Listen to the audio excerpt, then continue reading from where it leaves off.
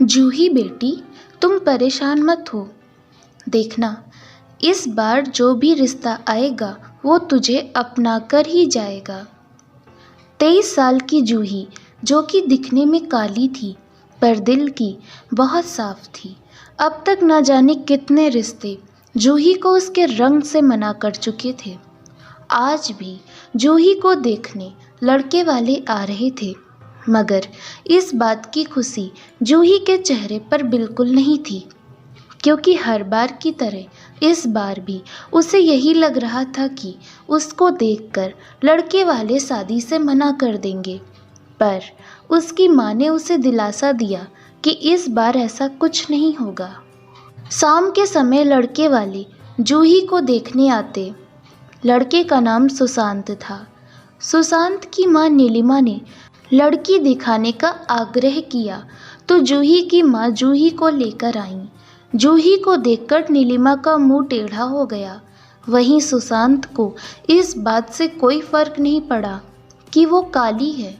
जूही उन लोगों को चाय देने लगी, तभी नीलिमा कहती, कहाँ तक पढ़ी हो? जी, मैंने MBA किया है। जूही सरलता से कह देती। अरे वाह, फिर तो तुम्हारी और मेरी जोड़ी खूब जमेगी, क्योंकि मैंने भी MBA किया और आज खुद अपनी ही कंपनी का मालिक हूँ। सुशांत हंसकर कहता। उसका इस तरह जूही से खुलकर बात करना नीलिमा को अच्छा नहीं लगा। वो धीरे से अपने बेटे से पूछती, बेटा, क्या तुम्हें ये काली लड़की पसंद है?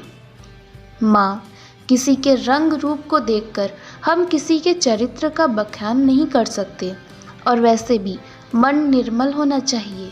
तन से तो क्रूर लोग भी अच्छे होते हैं। सुशांत अपनी माँ को समझाकर जूही और उसकी माँ से कहता, माँ जी, जूही जी, मुझे ये रिश्ता मंजूर है।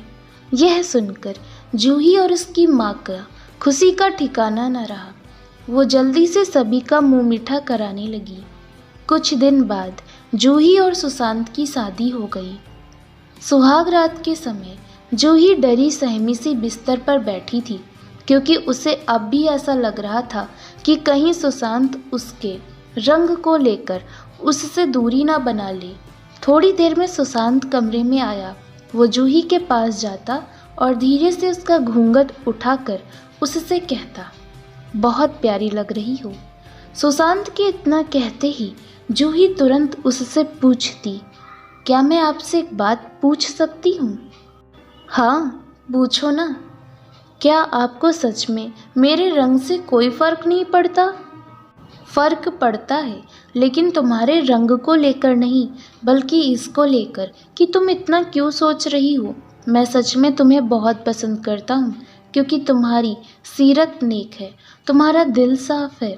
रंग की बात करूँ तो मैं भी कौन सा गोरा हूँ, और ये काला गोरा कुछ नहीं होता, ये बस मन का वहम है, कहकर सुशांत मुस्कुरा देता। उसके साथ जूही भी मुस्कुरा देती। दूसरी तरफ नीलिमा को सुशांत के इस फैसले पर बहुत गुस्सा आ रहा था। वो तो अब ये सोच रही थी कि वो समाज को क्या मुंह दिखाएगी। अगले दिन सुशांत को ऑफिस में कुछ जरूरी काम निपटाना था, इसीलिए वो सुबह ही निकल गया। आज मुंह दिखाई की रस्म भी थी, इसीलिए जूही अच्छे से तैयार हो गई। दोपहर के वक्त मोहल्ले की सभी औरतें नीलिमा के घर आईं। नीलिमा सबका फीकी मुस्कान के साथ स्वागत करने लगी। आज तो बिरादरी में नाक कट ही जाएगी इस कलमुही लड़की को देखकर। हे भगवान, बचा लेना आज, अपने मन में सोचकर नीलिमा घबरा उठी। थोड़ी देर में रस्म शुरू हुई। जूही औरतों के बीच घिरी बैठी थी। तभी एक औरत ने फटाक से जूही का पल्लू सिर से गिरा दिया। जूही का रंग देखकर सभी औरतें आपस में खुसर फुसर करने लगीं। एक औरत जूही को देखकर नीलिमा से कहती, अरे नीलिमा, तूने तो कहा था तू चांद जैसी बहू लाएगी, पर इसको देखकर तो लग रहा है तू चांद पर लगा पूरा का पूरा दाग ही उठा लाई। यह सुनकर सभी हंस पड़ी। वहीं जूही की आंखों से आंसू झलक आए। अरे वाह नीलिमा, क्या बदसूरत बहू लेकर आई है रे तू। ऐसा लग रहा है जैसे धरती पर चांद नहीं दाग उतर आया हो। सभी औरतें एक एक करके जूही का मजाक उड़ाने लगीं। जब उसे ये सब बर्दाश्त नहीं हुआ तो वो भागकर अपने कमरे में चली गई और रोने लगी। शाम के वक्त जब सुशांत घर पर आया तो उसकी माँ दौड़कर उसके पास जाती और कहती, अब तो बहुत खुश होगा तू, मिल गई कलेजे को ठंडक। माँ, बात क्या है? सुशांत पूछता तभी वहाँ जूही आ जाती। उसका चेहरा उतरा देखकर सुशांत उसके पास गया और उसे अपने गले लगा लेता। इस बदसूरत लड़की को मेरे सिर पर बिठाकर अब इसे सांत्वना दे रहा है। तुझे पता भी है आज इसकी वजह से बिरादरी में मेरी कितनी बेइज्जती हुई है। लोग चार चार बातें सुनाकर गए हैं, वो अलग। ये दाग है, दाग। नीलिमा चिल्लाई तो सुशांत भी चिल्लाकर कहता, माँ बस, ये सब क्या बोले जा रही हैं आप? जूही कोई दाग नहीं है, मेरी और आपकी तरह वो भी एक आम इंसान है। ये रंग रूप तो ऊपर वाले की देन है, इस पर क्या ताना मारना। अगर ताना मारना ही है तो उन लोगों पर मारिए जो सुंदरता के पीछे काले मुखौटे को छिपाए होते हैं। आप ही कहती हैं ना माँ कि घड़े के मुंह पर दूध लगे होने से जरूरी नहीं कि उस घड़े में दूध ही हो, विष भी हो सकता है। मेरी जूही अपने मन और दिल से बहुत साफ है। वो कोई सुंदर लोगों की तरह दिखावा नहीं करती, बल्कि जैसी है वैसी ही दिखाती है, और इस बात का अंदाज़ा आपको बहुत जल्द होगा। चलो जूही। इतना कहकर सुशांत जूही को लेकर अपने कमरे में चला गया। नीलिमा भी पैर पटकते हुए चली गई। सच में समय की करवट पर क्या भरोसा किया जाए, वो तो कभी भी पलट सकता है। पर इतनी जल्दी नीलिमा ने सोचा भी ना होगा। एक शाम नीलिमा सब्जी लेने बाजार गई। वो सड़क क्रॉस कर रही थी, तभी एक गाड़ी ने आकर उनको टक्कर मार दी और वो दूर जाकर गिरी। किस्मत अच्छी थी कि उनकी बहू जूही वहीं अपनी सहेली के साथ मार्केट आई थी। वो जल्दी से अपनी सास को लेकर अस्पताल गई।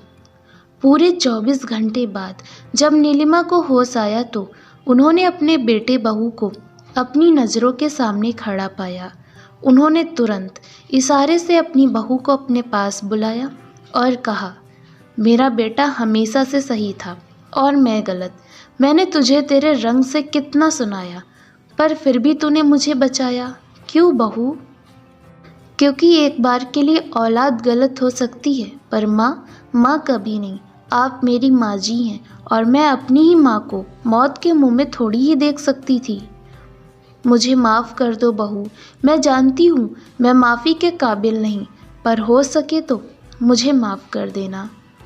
नहीं माँ, प्लीज़ माफ़ी मत मांगिए। आपने मुझे स्वीकारा, मेरे लिए यही बहुत है, जूही कहती। इसके बाद तीनों हंसी खुशी एक हैप्पी फैमिली की तरह अपना जीवन बिताने लगे। दौलत, शोहरत, रंग रूप से बढ़कर होता है प्यार। अगर रिश्तों में प्यार है तो दुनिया की कोई ताकत उन रिश्तों को तोड़ नहीं सकती। भेदभाव करना भी अपराध की सीढ़ी में गिना जाता है। मेरे प्यारे पाठकों, आपको यह कहानी कैसी लगी? हमें अपने विचार कमेंट में लिखकर ज़रूर बताएं। प्लीज़ दोस्तों, हमारे चैनल को सब्सक्राइब कर लें। धन्यवाद।